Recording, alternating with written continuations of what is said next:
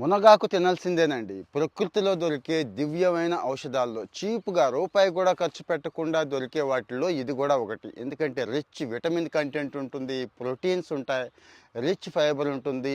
ఎన్నో రకాల రోగాలకి పనిచేస్తుందని చెప్పాం కదా! ఇదే మునగాకుని కొంతమంది తినకూడదండి. ప్రాణాల మీదకి తెచ్చుకుంటారు. తెచ్చుకున్న వాళ్ళు కూడా ఉన్నారు. రీసెంట్‌గా జరిగిన సంఘటనలే చెప్తున్నాను. ఒకావిడేమో పాపం అసలు పిల్లలు పుట్టకుండా పోవడానికి చేసుకుంటే, ఇంకొక మహానుభావుడేమో డయాబెటీస్ లెవెల్స్ ఆల్మోస్ట్ ఆల్ తగ్గిపోయి, అంటే బాగా తగ్గిపోయిన ప్రమాదం కదండి, బీపీ లెవెల్స్ తగ్గిపోయి ఇబ్బంది పడ్డ సంఘటనలు రెండొచ్చినాయి. ఫేమస్ ఆయుర్వేద డాక్టర్ గారు, మా ఫ్రెండ్ ఒక ఆయన ఉన్నాడు, ఆయన చెప్పిన విషయాలే మీకు చెప్తున్నానండి.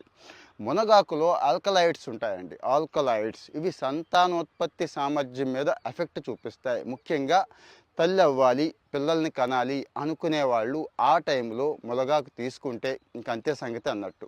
కష్టం అండి, పొటెన్సీ పోతోంది, గర్భధారణ జరిగే అవకాశం ఉండదు అని చెప్పి నేను చెప్తోంది కాదు, ప్రాచీన భారతీయ ఆయుర్వేదం కూడా ఇదే చెప్పేస్తుందండి. మరి బీపీ షుగర్ల వాళ్ళకి ఏమొచ్చిందండి, తినమంటున్నారు కదా అంటే తినండి, వెరీ లిమిట్గా తినాలి. మన వాళ్ళు ఏం చేస్తారో మీకు తెలుసు కదా, దొరికిందే సందని చెప్పి ఫ్రీగా దొరుకుతుంది అని చెప్పి అంత మోపు తీసుకొచ్చి అంత వండుకొని ఇంత తింటారండి. ఇక్కడ ఏమవుద్దంటే ఇవి బీపీ లెవెల్స్ని తగ్గించే శక్తి దీనికి ఉంటుందండి. లో బీపీ వచ్చినా మనిషి పోతాడు, మీకు తెలుసు కదా, ఆ ప్రమాదం ఉంటుంది. సేమ్ డయాబెటీస్ కూడా.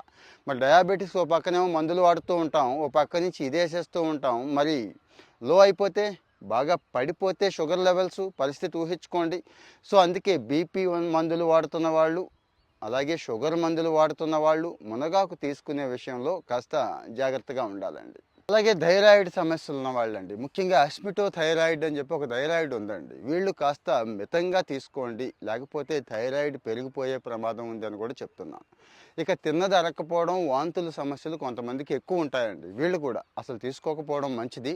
ఒకవేళ తీసుకున్న డాక్టర్ సలహా మేరకు కాస్త మితంగా తీసుకోండి అని చెప్తున్నాను. ఇవే కాదండి, కాస్త గుండె జబ్బులు ఉన్న వాళ్ళు కూడా మునగాకు విషయంలో లిమిట్గా ఉండాలి. అలాగే కాలేయానికి సంబంధించిన ఏదైనా ఇష్యూస్ ఉంటే మందులు వాడుతున్నట్టయితే, ముఖ్యంగా గుండెకి కానీ కాలేయానికి కానీ మందులు వాడుతున్నట్టయితే ఈ జాగ్రత్తలు తీసుకోవాలి. ఇక మిగిలిన వాళ్ళు అంటారా, నాకు ఏ జబ్బు లేదు, ఫిట్గా ఉన్నాను, హాయిగా ఉన్నాను అనేవాళ్ళు రోజు కాస్త గుప్పెడి మునగాకుని తీసుకోవడం వల్ల వచ్చే నష్టం ఏమీ లేదు.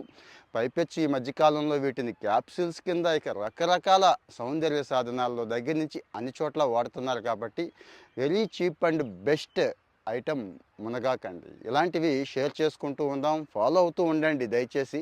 మన వాళ్ళకు కూడా షేర్ చేయండి. కామెంట్లో మీ ఒపీనియన్ చెప్పడం మర్చిపోవద్దు, చెప్పండి. Thank you.